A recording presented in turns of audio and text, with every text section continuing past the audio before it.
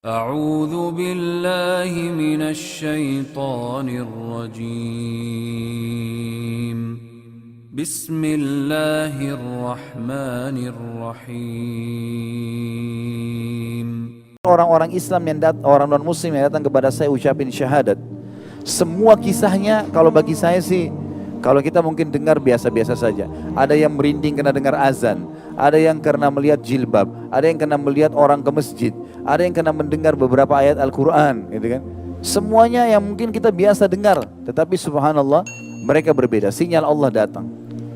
Ada satu teman saya di Surabaya, teman dekat saya, dia ceritakan pengalaman dia. Tetangganya ada seorang pastor. Pastor ini berarti orang Katolik.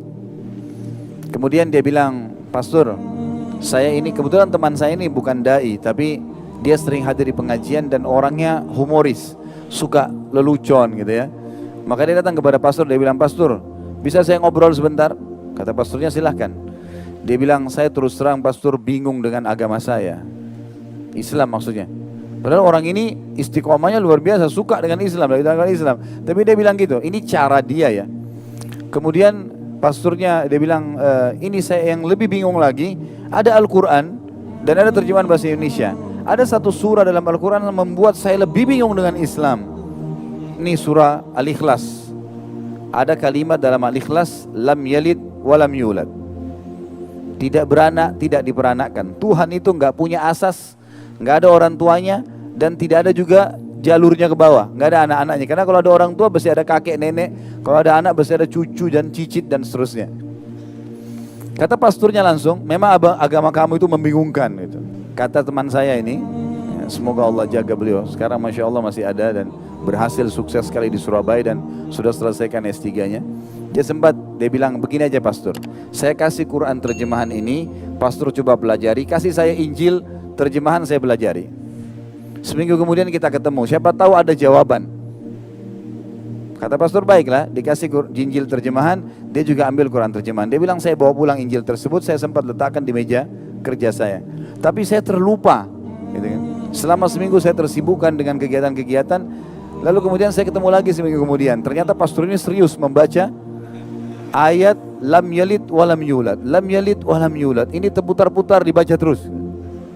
Dia bilang, setelah seminggu saya ketemu, lalu kemudian saya tanya, "Pastor ada waktu?" "Ada." "Bisa saya masuk?" "Silakan." "Bagaimana pendapat pastor? Ada jawaban nggak yang kebingungan saya kemarin?" Pastornya bilang, "Kayaknya agama kamu yang benar deh." Gitu. Memang kayaknya Tuhan nggak boleh punya asas, nggak boleh punya bawah. Kalau Tuhan itu harus dia esa, gitu kan. Akhirnya sama teman saya diajak, "Kalau gitu syahadat aja pastor." Masuk Islam di tangan dia. Sesuatu yang kadang-kadang tidak masuk di akal kita. Ada teman saya di Makassar kemarin, Syekh Ali Rimi dari Mekah, dan ada satu lagi Syekh Hamad dari wilayah Hail. Dua orang ini diutus oleh Saudi jadi dosen, satu di UIN, satu di UMI di Makassar.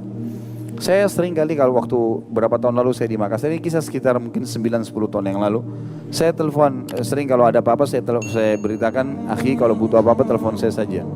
Dia bilang, "Baiklah." Satu waktu dia telepon saya, dia bilang, "Khalid coba kesini penting." Saya bilang, "Kenapa?" Dia bilang, "Ada orang mau masuk Islam." "Baiklah kalau gitu saya datang." Saya datang ke sana, naik motor, sampai di sana saya tanya, "Mana orang yang mau masuk Islam?" Di sebelah dia kebetulan ada salah satu marketing obat yang sering keliling-keliling di apotik. Itu ternyata dia. Kata teman saya Ali Harim ini orang yang mau masuk Islam nih. Saya tanya, "Mas saya mau masuk Islam." Dia bilang, "Iya." "Kenapa Mas mau masuk Islam?" Dia bilang, "Saya kagum lihat dua orang Arab ini. Setiap azan pasti ke masjid, gitu kan. Pasti kalau dengar azan ke masjid. Setiap saya masuk ini pasti jalan ke masjid." Waktu saya tanya, memang bisa bahasa Indonesia tapi terbata-bata. Waktu saya tanya kenapa, dia bilang ini perintah Tuhan. Dia bilang, "Saya pertemukan dengan keadaan saya seminggu sekali ke gereja aja saya masih malas. Ini orang satu hari dipanggil, waktu saya tanya berapa kali, dia bilang 5 kali. Begitu rajinnya dia pergi.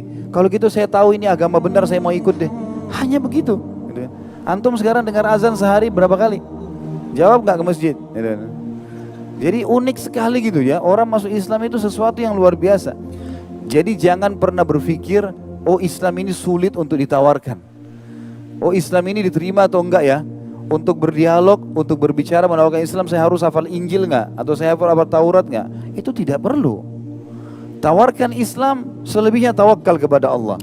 Karena tugas kita hanya menyampaikan. Allah berkata kepada Nabi Muhammad SAW dalam Al-Quran, ma'alaika illal balag, tugasmu hanya nyampaikan hai Muhammad, gak lebih dari itu.